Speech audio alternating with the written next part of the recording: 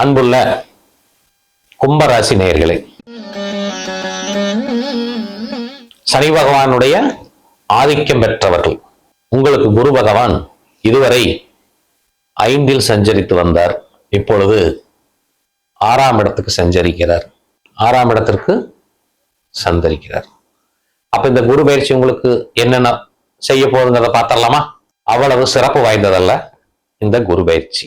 உடல் நலனில் கவனம் தேவை. 6ஆம் இடம் இல்லையா? நோய், எதிரி, வம்பு, வழக்கு, உடல்நிலை கோளாற, சின்ன காய்ச்சல் சார், உடனே போய் செக் பண்ணிக்கணும். வைரஸ் காய்ச்சலா, டைஃபாய்டா, டெங்குவா, காலம் தாமதிக்காமல் மருத்துவத்தை தேர்ந்தெடுத்துக் கொள்ள வேண்டும். நான் நல்லா தான் சார் இருக்கேன், ஒன்றும் பிரச்சனை இல்லை சார் அப்படின்னு ஒருபொழுதும் நினைக்க வேண்டாம். உடல் நலனில் எப்பொழுதும் ஒரு கண்ணாக இருக்க வேண்டும். எதிரி, நான் ஓய்வுத்தோன்னு சொல்லுவோம். நண்பனே எதிரியாகக்கூடிய சூழ்நிலைகளும் கூட உருவாகலாம். கூட இருக்கும் நண்பனே எதிரியாகக்கூடிய சூழ்நிலை கூட வரலாம். கருத்து வேறுபாடுகள் தோன்றும். வம்பு, நான் போய் ஒண்ணும் இல்லை சாமி, யாராவது அட்வைஸ் பண்ணுவோம், சாமி இப்படி எல்லாம் பண்ணாத, நீ இதெல்லாம் பண்ணு, உனக்கு வாழ்க்கைக்கு நல்லா இருக்குன்னு. ஆனா அவங்க அதை எடுத்துக்க மாட்டாங்க, காதல் கூட போட்டுக்க மாட்டாங்க. நீ என்ன சொல்றது, நான் என்ன கேட்கறது, எனக்கு எல்லாம் தெரியும் அப்படின்னு சொல்லி சொல்லுவான். அப்ப இந்த பிரச்சனைய நம்மளுக்கு ஆட்டோமேட்டிக்கா வந்து அதுலயும் கவனமா இருக்கணும். சனி பகவான் வீடா, வேலையாட்களா, வேலை செய்யும் இடத்திலும் கவனம் தேவை. அதுலயும் சண்டை சச்சரவுகள் பிரச்சனைகள் வரும். உழைப்புக்கேற்ற ஊதியம் வராது சாமி, போராடணும். உங்களுக்கு 6ஆம் இடத்துக்கு வந்துட்டார். வம்பு, வழக்கு, சொத்து பிரச்சனை சார், டாக்குமெண்ட் ப்ராப்ளம் சார், தெரியாத வாங்கிட்டேன் சார், ஒரு பூமி போய் என் நண்பன் சொன்னா சார், என் ஃப்ரெண்டு சொன்னா சார், எப்படியோ ஒரு இடத்த போய் வாங்கியிருப்போம். வாங்கி அதனால பிரச்சனைகளை சந்திப்போம். வில்லங்கம் இருக்கும், பட்டால வில்லங்கம் இருக்கும், டாக்குமெண்ட்ல வில்லங்கம் வந்துடும். கோர்ட்டு படியேறியே ஆக வேண்டிய சூழ்நிலை வந்துடும். கணவன் மனைவிக்குள் அந்யோன்யம் பறிபோகும். 6ஆம் இடம், கவனமாக இருக்க வேண்டும். பொருளாதாரத்தில் கவனமா இருக்கணும். இதுவரைக்கும் 5ஆம் இடத்துல சார் எனக்கு எல்லாம் நல்லா நடந்தது சார் அப்படின்னு நினைச்சிட்டு இருப்போம். இந்த ஒரு வருட காலம் நம்மளை அப்படிச்ச வச்சிருப்பார் குரு.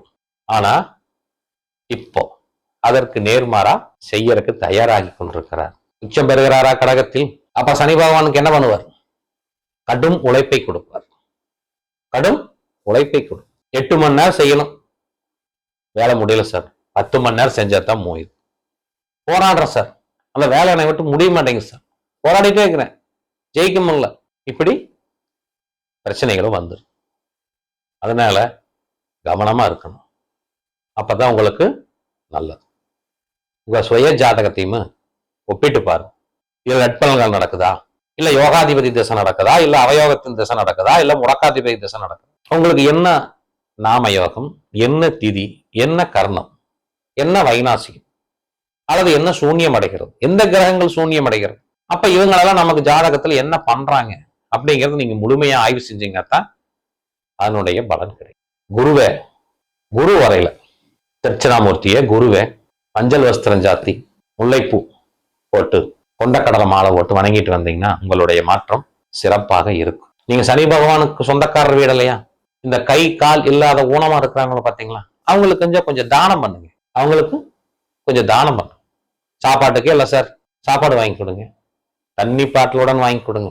தண்ணி பாட்டிலுடன் நீங்க கொடுத்தீங்கன்னா சனி பகவான் உங்களை நன்றாக பார்த்துக் கொள்ளும். தூய்மை பணியாளர்கள், துப்புரவு பணியாளர்கள் இருக்காங்க இல்லையா, இவங்களும் சனி பகவானுடைய ஆற்றல். இவங்களுக்கும் நீங்க பண்ணலாம். வீதி கூட்டுறாரு, சாக்கடை சுத்தம் பண்றாங்க, இவங்கெல்லாம் தொழிலாளர்கள் இல்லையா? பஞ்சாயத்து தொழிலாளர்கள், நகராட்சி தொழிலாளர்கள், இவங்கெல்லாம் நாட்டை சுத்தம் பண்ணவர்கள் இல்லையா? தூய்மை காவலர்கள், இவங்களுக்கெல்லாம் நீங்க கஷ்டத்துல போய் உதவி செஞ்சீங்கன்னா உங்களுக்கு குரு பகவான் நன்மையை கொடுப்பாரு. பொருளாதாரத்துல போய் தேவையில்லாத மாட்டிக்காதீங்க, அகலக்கால் வைக்காதீங்க. கொஞ்சம் கவனமா இருக்க வேண்டிய காலகட்டம் இந்த கும்பராசினர். சார் நீங்க சொல்லுவீங்க, ஆனா ஊருக்கார யாருமே கேட்க மாட்டான். சுத்தில இருக்கிறவன் பூரா எதிரியாயிருவான். பக்கத்து வீட்டுக்காரன் எதிரியாவார். நேற்று வரைக்கும் நம்ம கூட பேசிட்டு இருந்தோம் சார், இன்னைக்கு திடீர்னு எதிரியா மாறிட்டேன் சார், எனக்கு புரியல. அப்ப என்ன நடக்குது? குரு 6ஆம் இடத்துக்கு வர ராசிக்கு நண்பனும் எதிரியாவான். எனக்கு ஒண்ணுமே இல்லை சார், பக்கத்து வீட்டுக்காரன் தண்ணி வருதுன்னு நான் போய் சொன்னேன் சார், பக்கத்து வீட்டுல அதுக்கு அவங்க பெரிய பிரச்சனை வேண்டாங்க சார். அப்படி நினைக்கிறோம் இல்லையா? ஒரு மட்டை சார், ஒரு ஓலை இலையோ வந்து நம்ம வீட்டில் விழுந்துடும். இதை கேட்டா ஒரு பிரச்சனை சார். இதையெல்லாம் சந்திக்கக்கூடிய சூழ்நிலை இந்த கும்பராசிக்கு வந்தே தீரும். அதனால கொஞ்சம் கவனமா இருங்க. பேச்சை வந்து நிதானமா யோசனை பண்ணி பேசுங்க. மன அழுத்தத்தை குறைங்க. கண்டிப்பா நீங்க வாழ்க்கையில வெற்றி பெறுவீங்க. உங்கள் ஜாதகத்தில் ஏதாவது கோளாறுகள், குறைகள் செக் பண்ணிருப்பீங்க இல்லையா? எனக்கு யோகமான திசை நடக்கல சார், அவயோகமான திசை நடக்குது சார். அப்போ அது மாற பிரச்சனைகளுக்கு ஸ்கிரீன்ல கீழே தெரியிற நம்பருக்கு கான்டாக்ட் பண்ணி உங்களுக்கு முழு விளக்கத்தை நீங்க தெரிஞ்சுக்கலாம். இந்த குருவருளும் இறைவன் அருளும் உங்களை காப்பாத்தட்டு. கண்டிப்பா கவனம் வச்சுக்க வேண்டியது உடல்நிலை கருத்தில் கொள்ள வேண்டும்.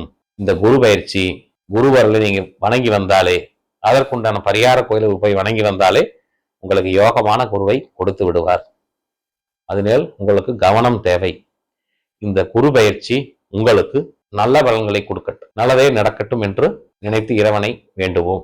இந்த ஆண்டு உங்களுக்கு நன்றான ஆண்டாக அமைய வாழ்த்துக்கள். நன்றி.